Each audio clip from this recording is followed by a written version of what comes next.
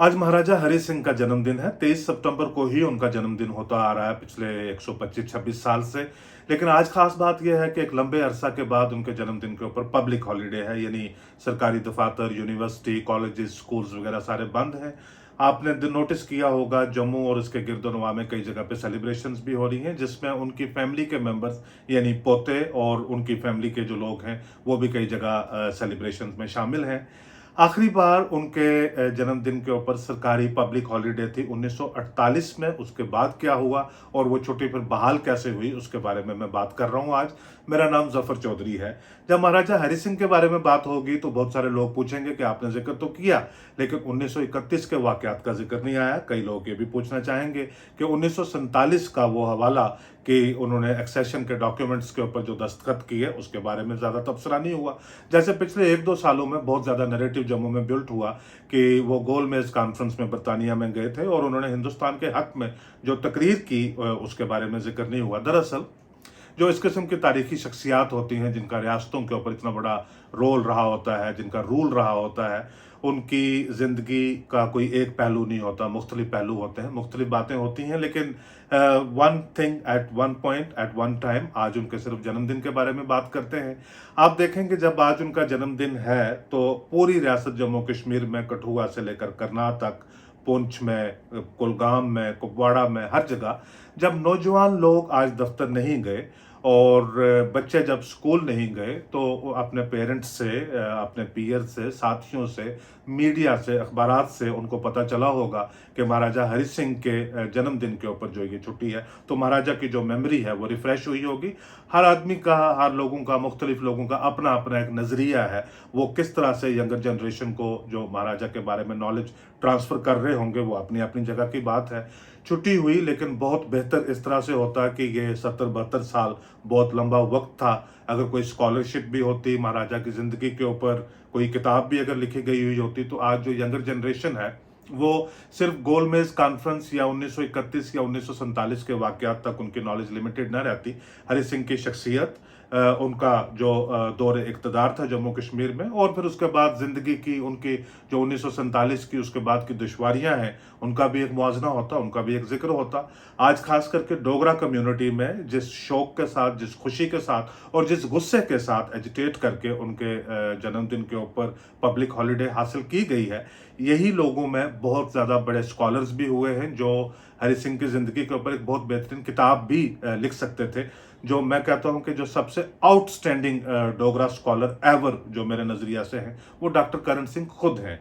उन्होंने अपनी ज़िंदगी के ऊपर तो बहुत सारी किताबें लिखी, लेकिन उनमें जो महाराजा हरि सिंह का है वो एक पासिंग रेफरेंस है। यानी जैसे मैं अगर अपने बारे में कोई किताब लिखूं तो मैं कहूं कि फलां साल को जब मेरे वालिद ने स्कूटर खरीदा तो मैं चाबी मांग रहा था तो उन्होंने मुझे नहीं दी, या कुछ यानी थोड़े सारे कोई जो नेगेटिव थॉट्स हैं वही रिकॉल किया जाए। लेकिन अब मौका है मेरे ख्याल से, अब एक रिन्यूड जो उनकी इंट्रोडक्शन है हमारी सोसाइटी में आई है, तो हरि सिंह की ज़िंदगी के ऊपर एक अगर उनकी प्रेज में लिखी जाए तो वो भी लोग लिखें, लेकिन अगर क्रिटिकली एग्जामिन किया जाए तो वो भी बहुत बेहतरीन होगा। एक स्कॉलरशिप का काम है। मैं वापस आता हूं कि आज पब्लिक हॉलिडे है, और आखिरी बार पब्लिक हॉलिडे कब थी और क्यों थी। दरअसल जब प्री डेमोक्रेसी पीरियड में जो किंगडम्स होती हैं, जो प्रिंसली स्टेट्स होती हैं, जो बादशाहतें होती हैं, उसमें बादशाह का अपना एक जन्मदिन के ऊपर सबसे बड़ी सरकारी छुट्टी है जो वो उनकी रियासत में होती है। जैसे डेमोक्रेसी में हमारे मुल्क में आप देखिए कि इंडिपेंडेंस डे और रिपब्लिक डे, ये दो सबसे अहम नेशनल डेज हैं, जिसमें हमारा एक हम अज़म लेते हैं अपने मुल्क के तय और याद करते हैं उन कुर्बानियों को, अपनी आज़ादी को हम सेलिब्रेट करते हैं। इसी तरह से जो मोनार्कीज होती हैं, जो बादशाहतें होती हैं, उनमें जो महाराजा होता है, जो बादशाह होता है, उसका जन्मदिन ही साल भर के अंदर सबसे बड़ा अजीम दिन होता है, सबसे बड़ा अहम दिन होता है। तो लिहाजा जब से महाराजा हरि सिंह ने जम्मू कश्मीर की गद्दी संभाली थी, तब से उनके जन्मदिन के ऊपर हमेशा सरकारी छुट्टी 23 सितंबर को हुआ करती थी। अब सरकारी छुट्टी के दिन क्या होता है, बाज़ औक़ात आपने देखा है कि 15 अगस्त और 26 जनवरी यानी योम आज़ादी और योम जमहूरिया के दिन पे भी जब मुल्क में जब खुशी मनाई जा रही होती है, तकरीबात में लोग शामिल हो रहे होते हैं, कई लोग अपने पुराने कपड़े ठीक कर रहे होते हैं, प्रेस कर रहे होते हैं, लॉन्ड्री में लेकर जाते हैं, जूते पॉलिश कर रहे होते हैं। वो कहते हैं कि आज छुट्टी मिली है, उसको उस तरह से इस्तेमाल किया जाए। ये डिपेंड करता है कि आप इमोशनली कितना आप कनेक्ट करते हैं किसी चीज़ के साथ। तो उस वक्त जो महाराजा के जन्मदिन के दिन जो छुट्टी हुआ करती थी वो इस तरह से छुट्टी नहीं थी कि आप जो चाहें आप करें। बहुत बड़े इवेंट्स पूरे जम्मू कश्मीर में जो है बहुत बड़े इवेंट्स हुआ करते थे। एक तो महाराजा को बंदूकों की सलामी दी जाती थी, उसके बाद जो बुजुर्ग हैं बेसहारा हैं उनको वज़ाइफ दिए जाते थे, पेंशन दी जाती थी। जो बच्चे हैं नौजवान हैं स्कूलों में कॉलेजों में लोग जाते हैं उनको वजीफे दिए जाते थे। जो लोग जिनकी प्रमोशंस रुकी हुई हैं उनको प्रमोशंस दी जाती थी। जिनका जेलों के अंदर जिनका कंडक्ट ठीक होता था उनको जेलों से रिहा किया जाता था। तो लिहाजा महाराजा के जन्मदिन का एक इंतजार रहता था कि महाराजा का जन्मदिन आए और लोगों को बहुत सारी मुरादें उससे हासिल होंगी, लोगों को बहुत सारी चीजें हासिल होंगी। जिनकी जो चीजें रुकी पड़ी हैं वो महाराजा के, यानी एक कोशिश की जाती थी कि रियासत का जो हर फर्द है, जो हर बाशिंदा है रियासत का, उसको किसी न किसी तरीके से ये महसूस हो कि आज उनकी जिंदगी में कुछ बेहतर हो रहा है, कि महाराजा का जन्मदिन हो रहा है। अब 1947 में ट्रांजिशन होगी, पूरे मुल्क में ट्रांजिशन होगी, जम्मू कश्मीर में भी ट्रांजिशन होगी कि हम जो मोनार्की है उससे डेमोक्रेसी की तरफ आ गए। मैं अक्सर कह देता हूँ कि सो कॉल्ड डेमोक्रेसी की तरफ आ गए। जब डेमोक्रेसी की तरफ आ गए तो कॉन्स्टिट्यूशनल जो सिस्टम है उसको अडॉप्ट करना शुरू कर लिया।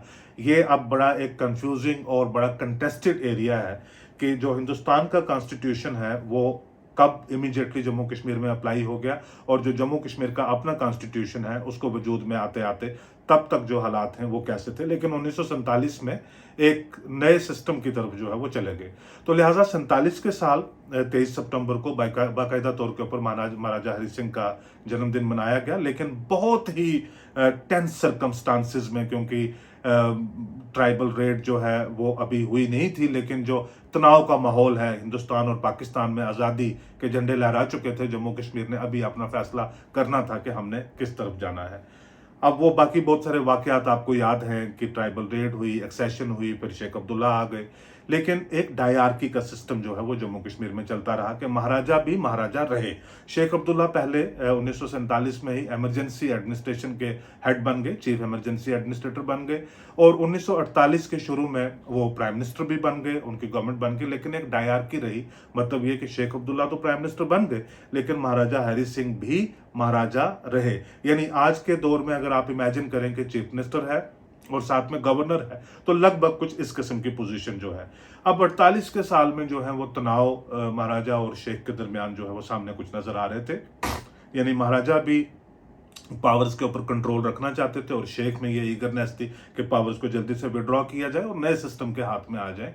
लेकिन 1948 में जब आप एक डेमोक्रेसी की तरफ चल चुके थे, शेख अब्दुल्ला प्राइम मिनिस्टर बन चुके हुए थे, उधर हिंदुस्तान अपने अलग से एक मुल्क था, पाकिस्तान एक अलग से मुल्क था, जम्मू कश्मीर अब हिंदुस्तान का हिस्सा था। उस साल भी 1948 में महाराजा का जो जन्मदिन है उसी स्केल के ऊपर मनाया गया जैसे 1930s में या 1940s की शुरुआत के सालों में मनाया जाता रहा होगा, वैसे ही मनाया गया। ऐसे जो डॉक्यूमेंट्स हैं उनकी फैमिलीज के वो बताते हैं। 1949 के साल की बात है कि अप्रैल के महीने में महाराजा साहब की नज़र पड़ी स्टेट के गैजेट के ऊपर और उन्होंने देखा कि 23 सितंबर को आप देख रहा होगा कि साल में कई बार जो है गैजेट की नोटिफिकेशन आती है अंडर नेगोशिएटेड इंस्ट्रूमेंट्स एक्ट, जैसे आजकल आप देखते हैं। तो ये कानून भी वैसे 1800 कुछ का कानून है, तो उसके रेप्लिकाज जो है जम्मू कश्मीर में भी इस्तेमाल होते थे कि देखा उन्होंने कि गैजेट में हॉलीडे उनके जन्मदिन के ऊपर नहीं थी। तो उन्होंने इस बात का एहतजाज किया, उन्होंने शेख के साथ प्रोटेस्ट किया, लेकिन उन्होंने कोई रिस्पॉन्ड नहीं किया। उन्होंने पंडित जवाहरलाल नेहरू प्राइम मिनिस्टर को उन्होंने 2-3 चिट्ठियां लिखी, उन्होंने कहा कि ये इस तरह से हो रहा है, इसमें कुछ क्लैरिटी मुझे चाहिए। नेहरू ने उनको हिदायत दी कि आप सरदार पटेल के साथ मिले।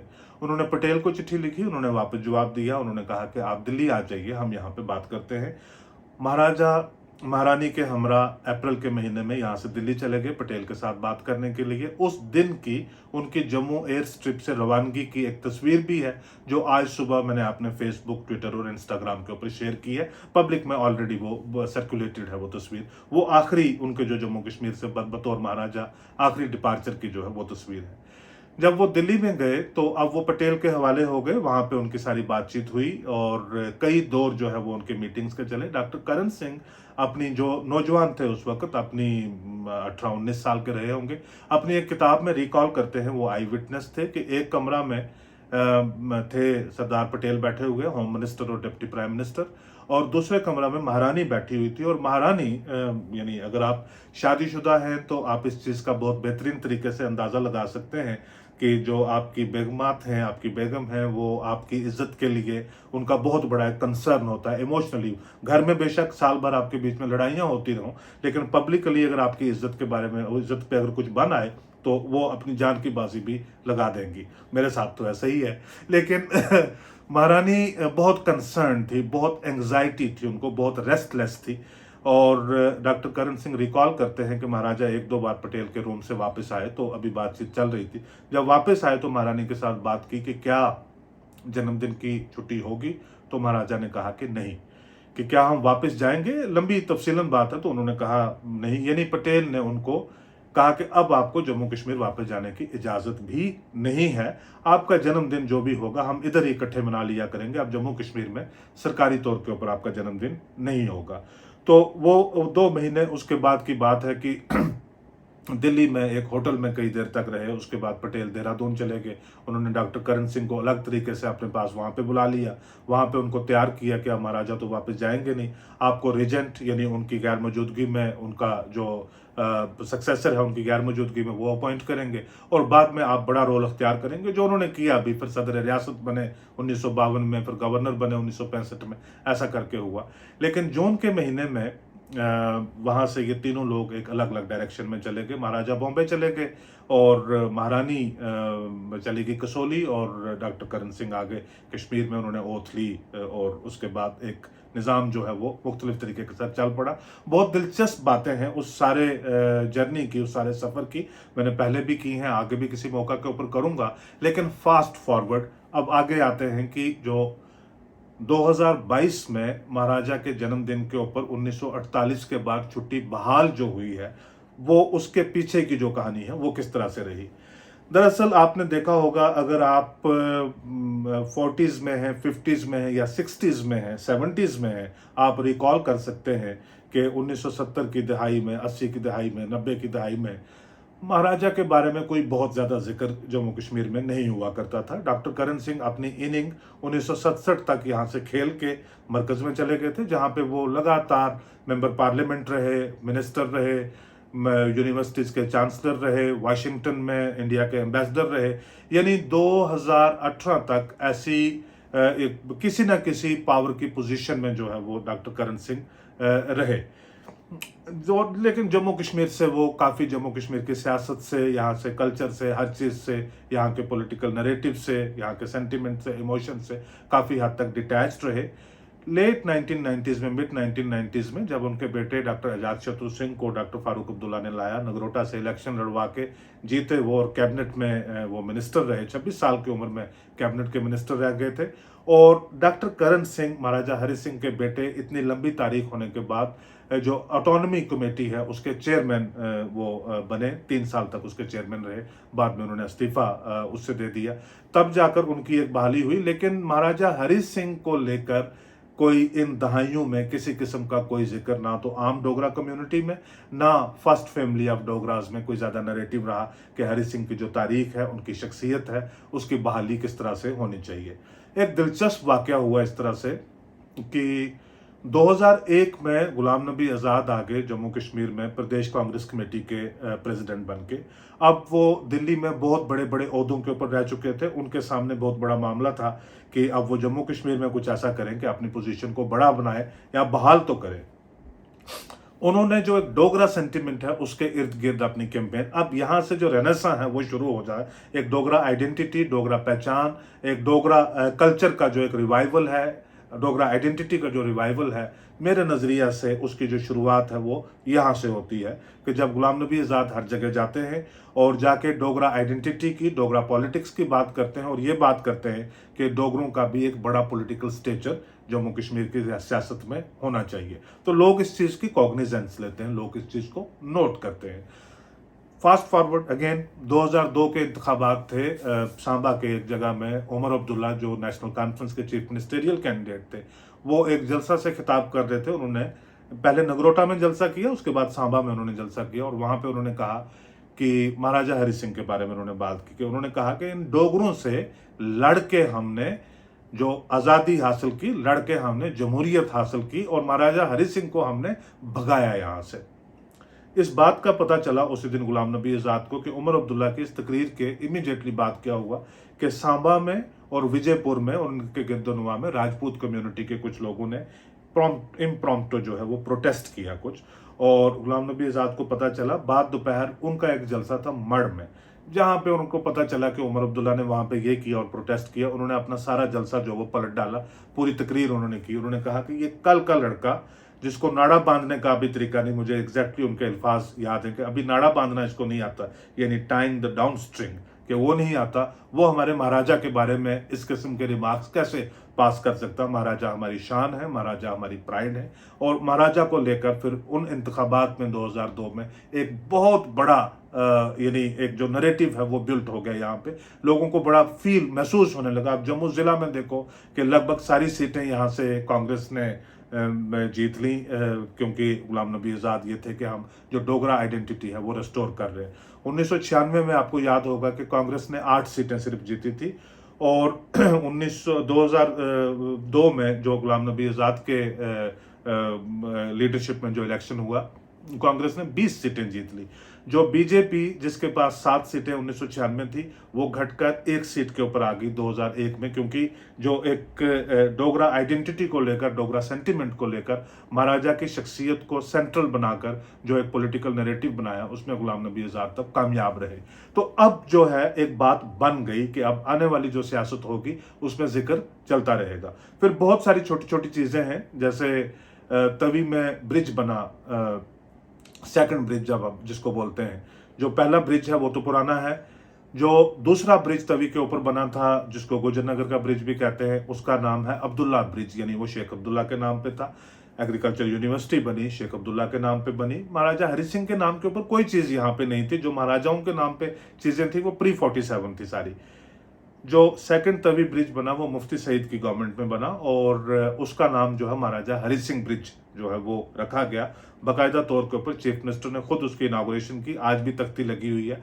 वो पहली बार एक जो नई चीज के डेवलपमेंटल प्रोजेक्ट्स में या शहर में एक बड़ी आइकॉनिक कोई डेवलपमेंटल चीज है, उसको महाराजा हरि सिंह के नाम के साथ रखा गया।